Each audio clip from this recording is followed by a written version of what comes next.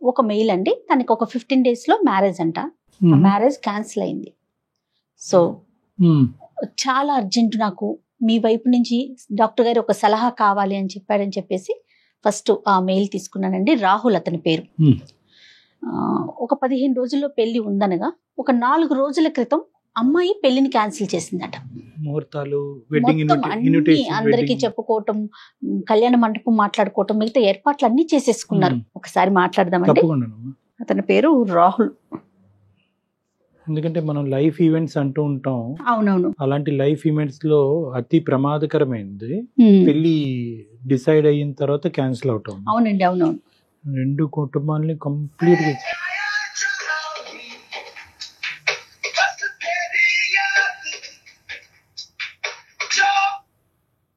Hello hello, Rahul గారండి? Hello, ఎవరు?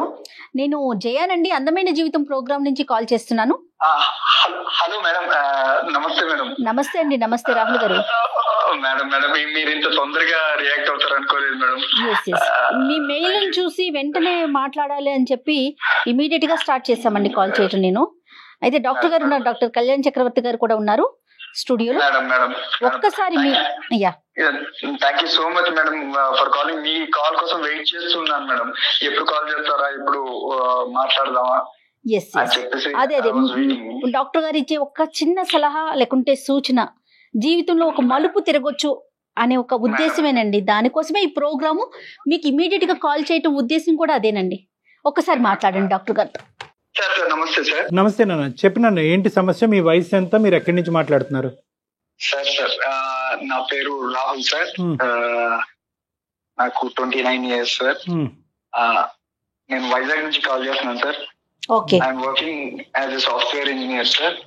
1.5 and above నేను take home every month sir. Super super. Very good sir, actually నా బాధ ఏంటంటే సార్, నేను ఎందుకు మెయిల్ చేశానంటే సార్, నేను ఎన్నో సంబంధాలు చూసాను సార్, కానీ ఏవి నచ్చలేదు. నేను రీసెంట్ గా ఒక సంబంధం చూసాను సార్. ఆ అమ్మాయి బాగా నచ్చింది సార్ నాకు. చాలా చాలా అంటే చాలా బాగా నచ్చింది. మంచి బ్రాడ్ మైండెడ్ మంచి అమ్మాయి. తనతో మాట్లాడిన తర్వాత ఆ పెళ్లి చూపుల్లో నాకు తెలిసింది సార్. నేను ఆ పెళ్లి చూపులు అయిపోయిన తర్వాత ఒక 7 to 8 times ఫోన్ లో కూడా మాట్లాడాను సార్ అమ్మాయితోని. ఇంకా మా నాన్నతో చెప్పాను, నాన్న నాకు ఎలాంటి కట్నం వద్దు మనకి, నాకు అమ్మాయి చాలా బాగా నచ్చింది, ఈ అమ్మాయినే చేసుకుంటాను నేను అని చెప్పేసి అంటే, ఇంకా మా అమ్మ నాన్న వాళ్ళు చాలా సంతోషంగా ఫీల్ అయ్యారు సార్.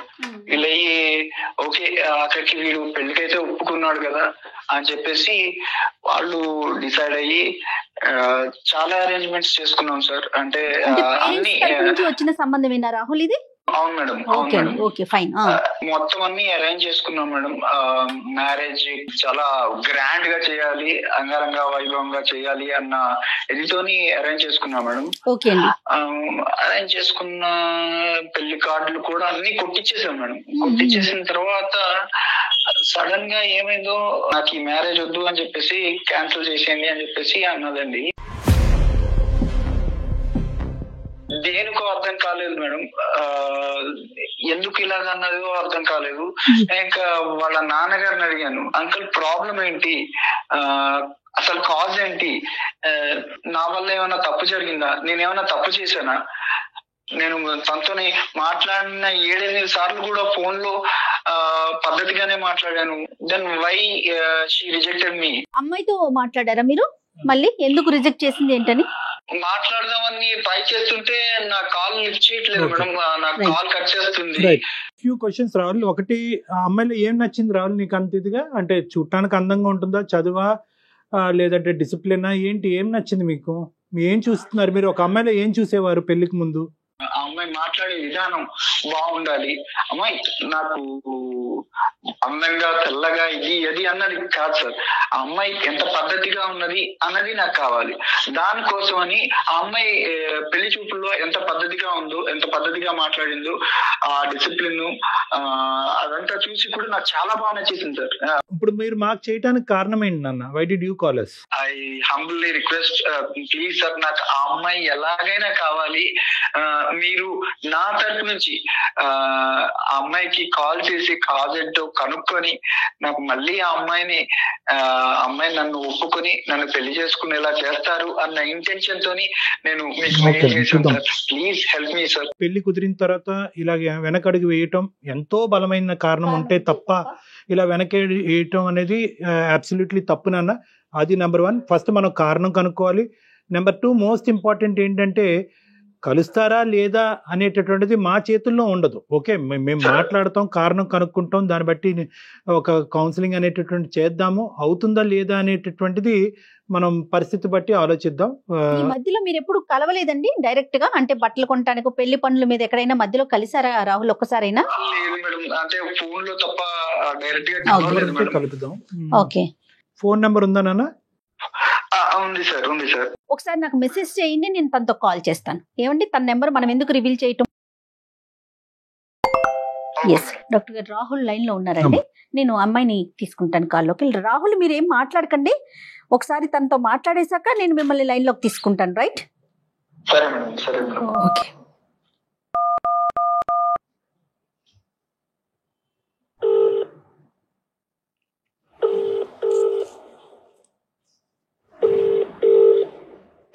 హలో హలో హలో, నేను సుమన్ టీవీ నుంచి మాట్లాడుతున్నానండి, అందమైన జీవితం ప్రోగ్రామ్ నుంచి.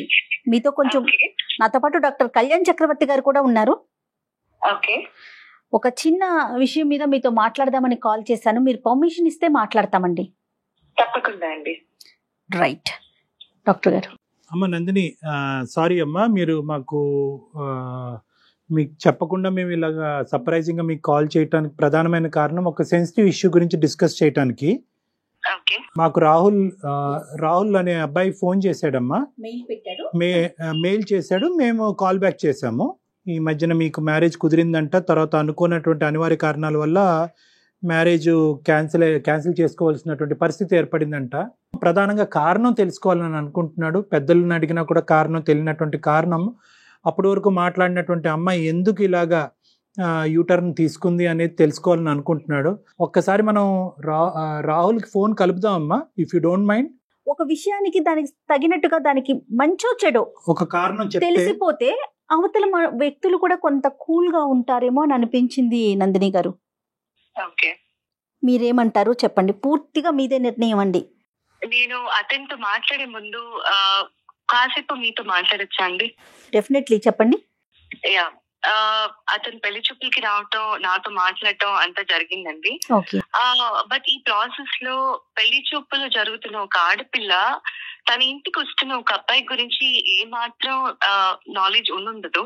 ఒక ఆడపిల్ల ఏం ఆశిస్తుందండి, తన కాబోయే భర్త ఒక మంచివాడు అయి ఉండాలి, ఒక మంచి సంస్కారవంతుడు అయి ఉండాలి. తల్లిదండ్రుల దగ్గర పెరిగిన ఆడపిల్ల కాబోయే భర్త గురించి ఎన్నో ఆశలు పెట్టుకొని ఉంటుందండి. ఇప్పుడు దాకా ఉండదు. ఒక ఎత్తు అయితే పెళ్లి తర్వాత రాబోయే జీవితం గురించి ఏ ఆడపిల్ల అయినా ఎన్ని కలలు కంటుందండి. నా తల్లిదండ్రులు ఒక సంబంధం తీసుకొచ్చి, అమ్మ ఒక అబ్బాయి వస్తున్నాడు, నేను చూడటానికి వస్తాడు అని చెప్పినప్పుడు చాలా సంతోషంగా ఎన్నో ఆశలతోటి వచ్చానండి. నేను కూడా యాక్సెప్ట్ చేశాను అబ్బాయిని. వచ్చాడు, నాతో మాట్లాడాడండి. ఈ మాట్లాడే కాన్వర్సేషన్ లో నన్ను మన ఇద్దరం పర్సనల్ గా మాట్లాడుకుందాము అన్నాడు. అన్నప్పుడు తప్పకుండా అన్నాను. లేచి పక్కకు వచ్చాము ఇద్దరము. ఆ మాట్లాడుతున్న కాన్వర్సేషన్ లో అతను ఒక మాట అడిగాడండి. ఒక ఆడపిల్లని అది ఇష్టపడి లేకపోతే ఖచ్చితంగా ఆ అమ్మాయిని పెళ్లి చేసుకోవాలనుకుని వచ్చిన ఒక అబ్బాయి కాబోయే ఒక భార్యని అడగాల్సిన మాటేనా కాదా అన్నది నేను చెప్పిన తర్వాత పెద్దవాళ్ళుగా మీరే ఆలోచించండి. చెప్పండి అమ్మా. నేను చెప్పలేకపోతున్నానండి. అయ్యో, ఒక గౌరవ మర్యాద కుటుంబంలో పుట్టి పెరిగిన ఆడపిల్లని నేను చాలా సంస్కారవంతంగా మాట్లాడతాను ఎవరితో అయినా సరే. అలాంటిది నన్ను పట్టుకొని అయ్యో వర్జిన్ అని అడిగాడండి. ఒక భర్తగా అతను నా ఇంటికి వచ్చినప్పుడు అతన్నే నేను పెళ్లి చేసుకోబోతున్నాను అని నేను మనసులో ఫిక్స్ అయిన తర్వాత ఆర్ యు వర్జిన్ అని అడిగిన ఆ ప్రశ్నకి ఒక ఆడపిల్ల ఎలా రియాక్ట్ అవ్వాలండి? అలాంటి వాడు రేపు నన్ను ఏం చూసుకుంటాడండి? రేపు నేను పాలవాడితో మాట్లాడినా, పేపర్ వాడితో మాట్లాడినా అనుమానిస్తాడు కదా. అలాంటి వాడిని నేను ఎలా పెళ్లి చేసుకోవాలి? తన ఫ్రెండ్స్ వల్ల అయ్యి ఉండొచ్చు, లేదంటే తను పెరిగిన బ్యాక్గ్రౌండ్ అయ్యి ఉండొచ్చు. మేబీ ఇది ట్రెండ్ ఏమో ఈ మధ్య జనాలు ఇలా అడగటాలు, కాబట్టి వాళ్ళు క్యాజువల్ గా అడిగాడేమో అని కూడా అనుకున్నానండి. కొద్ది రోజులు నేను టైం కూడా తీసుకున్నాను. అందుకే ఈ ఒక్క మాట అడిగిన దానివల్ల నేను ఇంత మనసు చంపుకొని ఈ సంబంధానికి ఒప్పుకోవాలా? నాకేమంత అవసరం? లోపల నేను ఎంత కృషించిపోయానో నాకు తెలిసింది. ఆ మాటకి అతని మొహం చూడాలన్నా, తిరిగి మళ్ళీ అతనితో మాట్లాడాలన్నా నాకు ఎలా మనసు వస్తుంది? సారీ అమ్మా, నిజంగా ఈ అబ్బాయి ఈ మాట నిన్ను అడిగాడని మాకు తెలుసుంటే అసలు మీకు కాలేజ్ చేయకుండా ఉండేవాళ్ళు. ఎందుకంటే because this ends all conversations. ఈ ఒక్క ప్రశ్న ఏదైతే, ఈ అసభ్యకరమైనటువంటి ప్రశ్న ఏదైతే ఈ అబ్బాయి నిన్ను అడిగాడో, మరి తెలివి ఉండి అడిగాడా, తెలివి తక్కువగా అడిగాడా, మత్తులో అడిగాడో మాకు తెలియదు, కానీ ఏదైతే ఇది అడిగాడో this puts an end to all conversations. పెళ్లి అనేటటువంటిది కుదిరింది, వెడ్డింగ్ ఇన్విటేషన్స్ వేశారు, అందరినీ పిలుచుకున్నారు, కాబట్టి ఈ కారణం అనేటటువంటిది ప్రపంచానికి తెలియాలి కాబట్టి మేము ఫోన్ చేస్తాం. ఒక 10 నిమిషాలు ఒక మనిషితో మాట్లాడితే చాలు కదా డాక్టర్ గారు, అతని క్యారెక్టర్ ఏంటో, అతని మనస్తత్వం ఏంటో తెలుసుకోవటానికి. కాదమ్మా నందిని, సహజంగా ఏంటంటే ఇలాంటి సినారియోస్ లో అబ్బాయిలు అమ్మాయిలను కొన్ని ప్రశ్నలు అడుగుతారు, అమ్మాయిలు అబ్బాయిలను కూడా ప్రశ్నలు అడుగుతారు. అవతల వాళ్ళ సెన్సిటివిటీస్ అర్థం చేసుకుని నీ లైఫ్లో ఎవరైనా ఉన్నారా అనేటటువంటిది ఒక ప్రశ్న అడుగుతారు. నెంబర్ 2, ఆ లైఫ్లో ఉండేటటువంటి వ్యక్తి ఎలా వెళ్ళిపోయారు అనేది అడుగుతారు.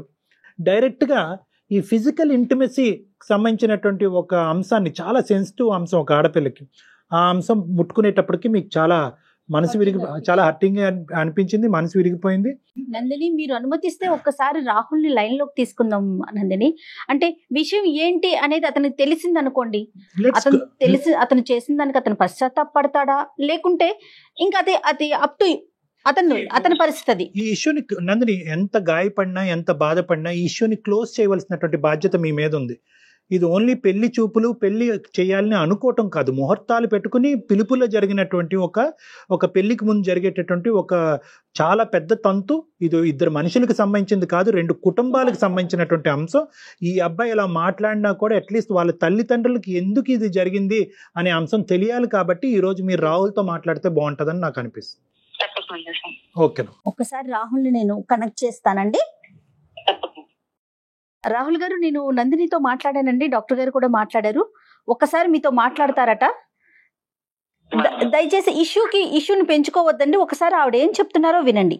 ఓకే నందిని గారు, రాహుల్ లైన్ లో ఉన్నారండి, మాట్లాడండి. హలో హలో నందిని, నేను రాహుల్. చెప్పు రాహుల్. అది కాదు నందిని, ఎందుకు రిజెక్ట్ చేసావు చెప్తావా నందిని? నువ్వు నాతో ఏమన్నావు? పర్సనల్ గా మాట్లాడడం ఇద్దరం అన్నావా? పెళ్లి చూపులకి తీసుకెళ్ళి మరి అన్నావు కదా. నువ్వు ఇంత ప్రెజర్ చేసి పబ్లిక్ లో పెట్టావు కదా ఇష్యూని.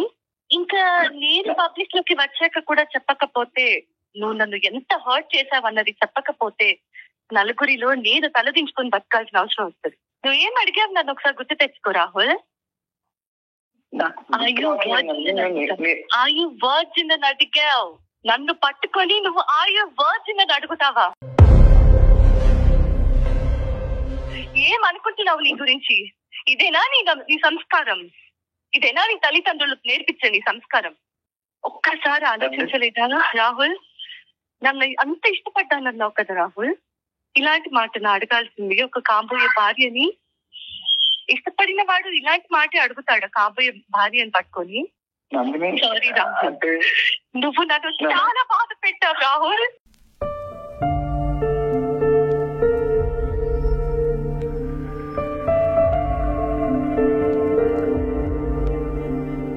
నేను ఎంతో పెయిన్ తీసుకున్నాను రాహుల్. నేను ఎప్పటికీ క్షమించుకోలేను. నేను ఈ మాట నీతో నాకు నీతో మాట్లాడటం ఇష్టం లేకపోయినా బయట పెట్టాల్సిన అవసరం వచ్చింది కాబట్టి, ఇక మీదటైనా ఇంకొకరితో మాట్లాడే ముందు కనీసం ఆలోచించి మాట్లాడతావని మాత్రమే చెప్తున్నాను రాహుల్. నందిని నేను నేను కావాలని అడగలేదు నందిని, అదేదో బై మిస్టేక్ గా ఎక్స్ట్రీమ్లీ సారీ నందిని. రాహుల్, ఒక్కటే ఆలోచించుకో, అది ఆడపిల్ల అయినా మగపిల్లాడైనా సరే, ఒక మనిషితో మాట్లాడేటప్పుడు అది ఫ్రెండ్ అవ్వని, భార్య అవ్వని, తల్లి అవ్వని, చెల్లెలు అవ్వని, ఒక ఆడపిల్లతో మాట్లాడే ముందు నోట్లోంచి ఒక్కో పదం బయటకు వచ్చేటప్పుడు 1కి 10 సార్లు ఆలోచించి మాట్లాడాలి రాహుల్. నువ్వు నన్ను ఇష్టపడ్డానంటే నా ఇంటికి నా తల్లిదండ్రులు నీ ఫ్యామిలీ అందరినీ పెళ్లి చూపులకి పిలిచారు. నీ గురించి, నీ పేరెంట్స్ గురించి నాకు చెప్పి ఈ పెళ్లి చూపులు జరుగుతున్నాయి అని నన్ను కూర్చోపెట్టినప్పుడు, ఒక ఆడపిల్లగా నా కాబోయే భర్తను నేను చూసుకుంటున్నానని ఎంతో ఆశతో నేను వచ్చి కూర్చుంటే పక్కకు పిలిచి అయ్యో వర్జింగ్ అని అడుగుతావా? నన్ను చెక్ చేస్తావా నువ్వు? నన్ను అనుమానిస్తున్నావా నువ్వు? గ్రేట్ రాహుల్. ఇదే ప్రశ్న నేను నిన్ను అడుగున్నా, లేదా నేనే నిన్ను టెస్ట్ చేసుకోమని చెప్పుంటే నువ్వు మొహం ఎక్కడ పెట్టుకునేవాడి రాహుల్? నేను నీ స్థానంలో ఉండి ఇదే ప్రశ్న నా నోట్లోంచి నిన్ను అడుగుంటే నువ్వు నన్ను క్షమిస్తావా? అదొకటే గుర్తుపెట్టుకో రాహుల్, నువ్వు అడిగింది తప్పు. ఇంకెప్పుడు నాతో మాట్లాడాలని కానీ నన్ను కలవాలని కానీ ప్రయత్నించకు. నందిని ప్లీజ్ నందిని, నువ్వు అలాగనకు. నువ్వు అంటే చాలా ఇష్టం నందిని. చాలా ఇష్టం అయితేనే ఇలాంటి ప్రశ్న అడుగుతావా రాహుల్? నందిని బై మిస్టేక్ ఏదో అలా జరిగిపోయింది నందిని, అలాగ అడిగేసాను. కానీ నాకు నువ్వంటే చాలా ఇష్టం నందిని. నువ్వు నేను పెళ్లి చేసుకుంటే నిన్నే చేసుకుంటాను నందిని. Please Nandini, sorry Nandini. రాహుల్, నీది చాలా గొప్ప సంస్కారం. ఇలాంటి సంస్కారహీనులు నాకు అనవసరం రాహుల్. నేను ఆల్రెడీ నిర్ణయం తీసుకున్నాను రాహుల్. కాబట్టి దయచేసి ఇంకోసారి ఈ టాపిక్ ఇంకా నా దగ్గరికి తీసుకురావద్దు. పెద్దవాళ్ళగా వాళ్ళు ఏం చేయాలో చేస్తారు. ఓకే ప్లీజ్ నందిని, నన్ను అర్థం చేసుకో నందిని. రాహుల్ ప్లీజ్ రాహుల్, నువ్వు అంటే చాలా ఇష్టం నందిని. నేను చేసుకుంటే నేనే చేసుకుంటాను నందిని. ప్లీజ్ నందిని.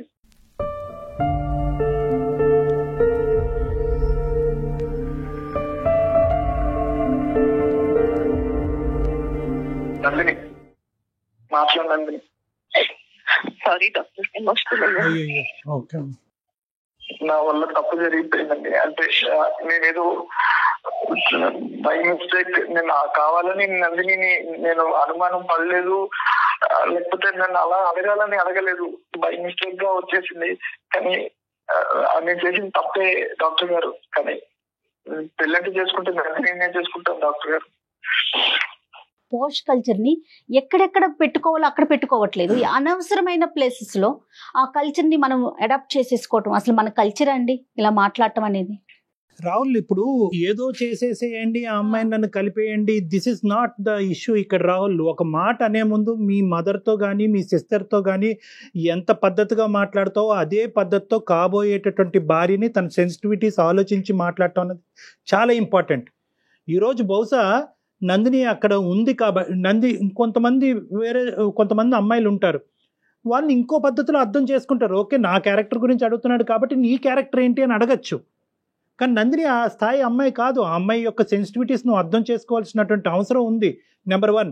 నెంబర్ 2 ఏంటంటే, ఈరోజు ఒక మాటే కదండి, మాటను నేను వెనక్కి తీసేసుకుంటాను, నన్ను క్షమించండి అన్ను అనేటటువంటి పద్ధతి ఏదైతే ఉందో అన్యాక్సెప్టబుల్ టు నందిని. మీరు చేయాల్సిందంతా చేసేశారు, అడగకూడని ప్రశ్నలు అడిగేశారు, మళ్ళీ తనే కావాలంటే ఎలా సాధ్యమవుతుంది? ఆ అమ్మాయి ఈరోజు పబ్లిక్లోకి వెళ్ళి ఈరోజు నేను ఈ అబ్బాయిని వదిలేయటానికి ఈ అబ్బాయి నోట్లోంచి ఈ మాట వచ్చింది అనేటటువంటి మాట ఆ అమ్మాయి బయటికి చెప్పలేదు.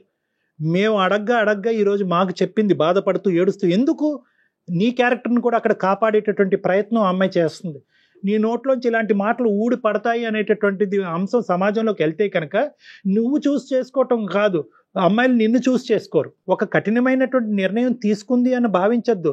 ఎంత కఠినంగా ఆ అమ్మాయి మనసు గాయపడింది అన్నది ఆలోచించాలి. మీరు ఆ అమ్మాయి స్థానంలో నిలబడండి. పెళ్లి కొడుకు తరపున పెళ్లి కూతురు వాళ్ళు, పెళ్లి కూతురు తరపున పెళ్లి కొడుకు వాళ్ళు, ఎలా పేరెంట్స్ పెద్దవాళ్ళు వాళ్ళకి తెలియకుండా వీళ్ళు ఏంటి అనేది ఎంక్వైరీ చేస్తారు, కానీ డైరెక్ట్ గా అడిగేస్తారా ఎవరైనా?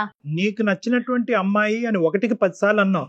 అక్కడ నువ్వు ఆటోమేటిక్ గా ఏమనుకున్నావు అంటే కనుక నీకు నచ్చింది కాబట్టి ఆ అమ్మాయికి నువ్వు ఆటోమేటిక్ గా నచ్చేసావు అనేటటువంటి అహంకార భావంతో నీ మనసు లోపల ఉండేటటువంటి ఒక ఖచ్చితమైనటువంటి భావం సో అది ఊరకనే నువ్వు అనలేదు నాన్న, ఊరకనే నోరు జారటం కాదు.